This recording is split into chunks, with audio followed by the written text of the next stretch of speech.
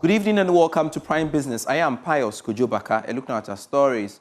Banking consultant Dr. Richmond Etiahini has disclosed that most state banks are struggling from non-performing loans due to government's inability to pay loans acquired to construct roads. He expressed worry the situation could bring some state banks on their knees if immediate steps are not taken to reverse the trend.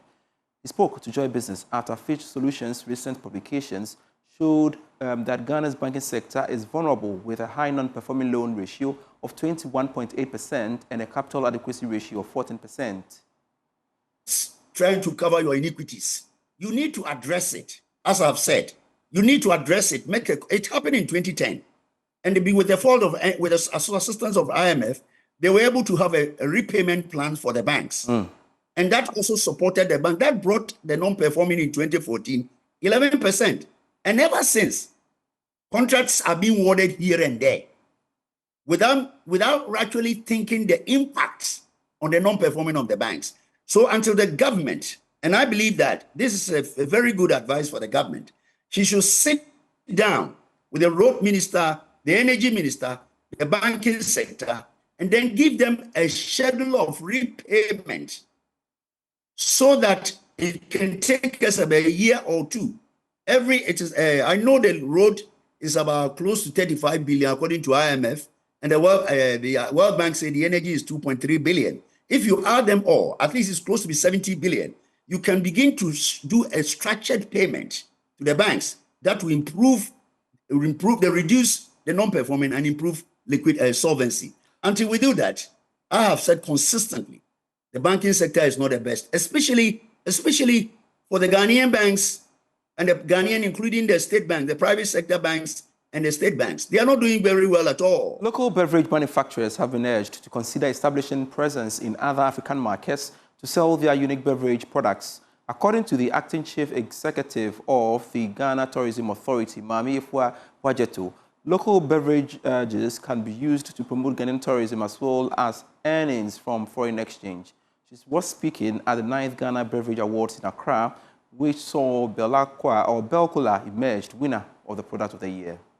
The Ghana Beverage Award is organized by the Global Media Alliance to celebrate outstanding beverage brands that excel for the year under review. According to the Ghana Tourism Authority boss, Mami Ifua Wajeto, Ghanaian drinks are widely accepted as one of the best in markets across the globe. She therefore used the occasion to call on manufacturers and producers to consider more effort in penetrating various African markets as a form of marketing the country. Our local drink. And I would encourage everybody here not only to aspire, winning the Ghanaian market, but let's conquer West Africa, let's conquer Africa, and let's conquer the world. I believe that alone will not only bring you the money, the wealth you're looking for, but it also markets Ghana. It takes us places. And your product is what will champion tourism for us. Meanwhile, Executive Secretary of the Food and Beverages Association, Samuel Agre, is calling on government to implement stricter policies to prevent the influx of inferior drinks from other countries entering Ghana through unapproved routes. Once we are doing that, we are hurting the local industries, especially those products that are being produced in Nigeria that is also produced in Ghana here. Let me be emphatic, like something like malt and coke. All these products are coming in at a cost to the local industries because the cost of production in this country are very high. And people chance on that to bring in these products from other countries to come and sell here at a cheaper cost. We don't want that to happen.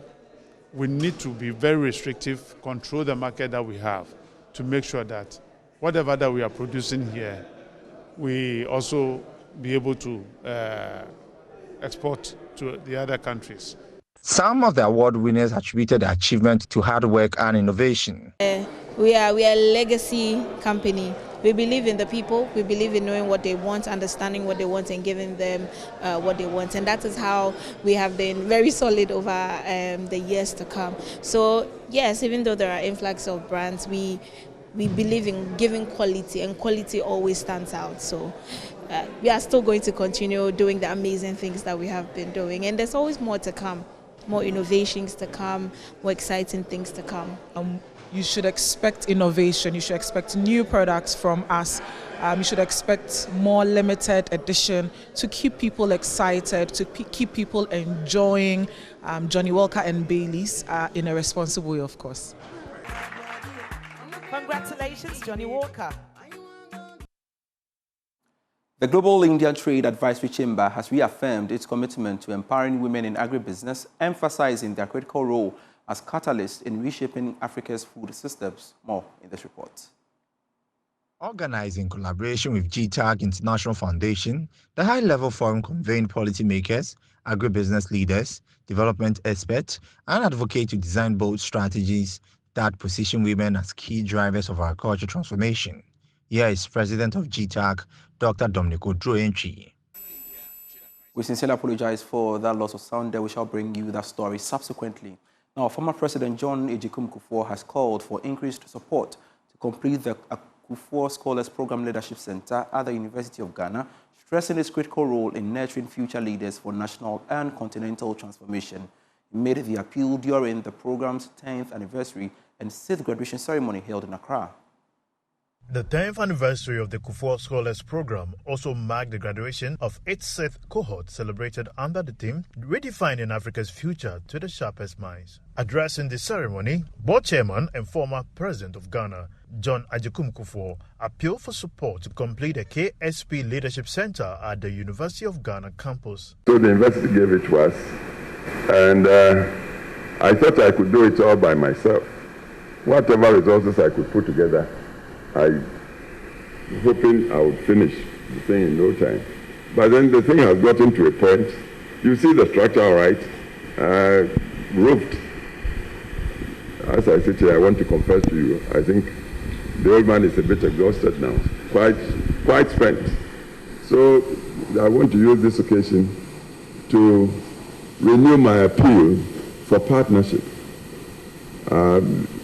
Partnership to complete that structure. The human resource. So it's a necessary first step to take.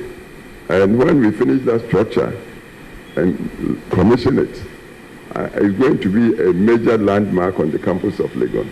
Former Second Lady Samira Bawumia urged graduates to stay determined. What I call the power of a helping hand. All of us, or most of us, can say without doubt that along their journey, somebody made an impact on their lives.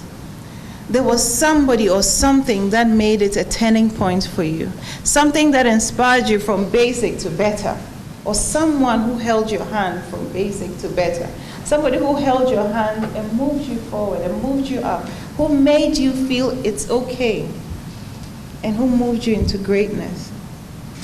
But what does it mean? The second power that you wield. So for all of you who have graduated, who are in this program, you have experienced firsthand the power of a helping hand. PwC Ghana's Vish Ashagbo reaffirmed support for the program's sustainability. And it's all about leadership. And that is why we at PwC are proud to be associated with the Kufu Scholars Program, because we see a lot of alignment between the values that you're promoting, the discipline that you are instilling, the excellence, the integrity, the ethics, all of which basically I can summarize into the word leadership. So as you go forward, I'll encourage all of you to continue to learn. I heard at the beginning of the session a phrase that said, learn, unlearn, and relearn. And I think that's very appropriate because the world around us continues to change. But to the extent that you imbibe those values of integrity, of ethics, and then continue to grow as leaders, I have no doubt that you'll be successful. Launched in 2014, the Kufu Scholars Program was founded by President Kufu to provide mentoring and leadership development opportunities for tertiary students. And finally, before we go, MTN Ghana has rejected claims that the mobile money wallets of customers have been affected in the recent breach suffered by the telco. The mother company of the country's largest telecommunication network, MTN, suffered a cyber breach sometime last week where the company reported that data of over 5,700 Ghanaian accounts were affected. This caused a stir on social media, with some customers linking issues with their mobile money accounts to the breach. However, in a recent post on its social media accounts, MTN debunked all claims, saying no customer wallet was affected.